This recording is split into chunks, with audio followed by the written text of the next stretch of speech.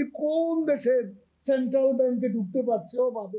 পৃথিবীর কোন দেশের সেন্ট্রাল ব্যাংকে অবাধে সাংবাদিকরা ঢুকতে পারে এমন প্রশ্ন রেখে আওয়ামী লীগ সাধারণ সম্পাদক এবং সড়ক পরিবহন ও সেতুমন্ত্রী ওবায়দুল কাদের বলেছেন, সব ওয়েবসাইটে আছে, আপনার জানবার বিষয় আপনি ভেতরে ঢুকবেন কেন? শনিবার দুপুরে আওয়ামী লীগ সভাপতির ধানমন্ডির রাজনৈতিক কার্যালয়ে এক সংবাদ সম্মেলনে তিনি একথা বলেন। দেশের রিজার্ভ $48 বিলিয়ন থেকে এখন $13 বিলিয়ন নেমে আসায় সরকার উদ্বিগ্ন কিনা জানতে চাইলে ওবায়দুল কাদের বলেন, কে বলল আপনাকে $13 বিলিয়ন? নিউজ বলছে। সাংবাদিকদের এমন উত্তরে তিনি বলেন, কোন নিউজে বলছে আপনাকে? আমাদের কাছে হিসাব আছে। তখন সাংবাদিকরা বলেন যে বাংলাদেশ ব্যাংকের গভর্নর বলেছেন ব্যবহার করার মতো $13 বিলিয়ন আছে। তখন আওয়ামী লীগ সাধারণ সম্পাদক বলেন, তাহলে গভর্নরকে জিজ্ঞেস করুন যে কি কারণে এইটা এই পর্যায়ে এলো।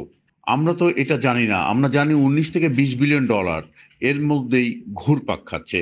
সাংবাদিকদের তো বাংলাদেশ ব্যাংকে ঢুকতে দেয় না, তাহলে গভর্নরকে জিজ্ঞেস করবে কিভাবে? সাংবাদিকদের এমন প্রশ্নের জবাবে ওবায়দুল কাদের বলেন, পৃথিবীর কোন দেশে সেন্ট্রাল ব্যাংকে ঢুকতে পারছে অবাধে? কোন দেশে? ভারতের ফেডারেল ব্যাংকে কি অবাধে ঢুকতে পারছে কেউ? কেন ঢুকবে? সব ওয়েবসাইটে আছে, আপনার জানার বিষয়ে আপনি ভেতরে ঢুকবেন কেন?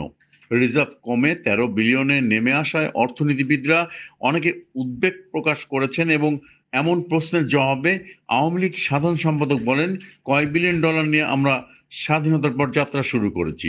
ডলার ছিল আমাদের। বিএনপি কয় বিলিয়ন ডলার রেখে গেছে আমাদের? 3 বিলিয়ন প্লাস। তাহলে এখন 19-20 বিলিয়ন ডলার আছে, এটা কি কম নাকি? এখন আমাদের রপ্তানি আয় বাড়ছে, রেমিটেন্সও বাড়ছে। এই মুহূর্তের যে প্রবণতা, এইগুলো বাড়লে রিজার্ভও বাড়বে।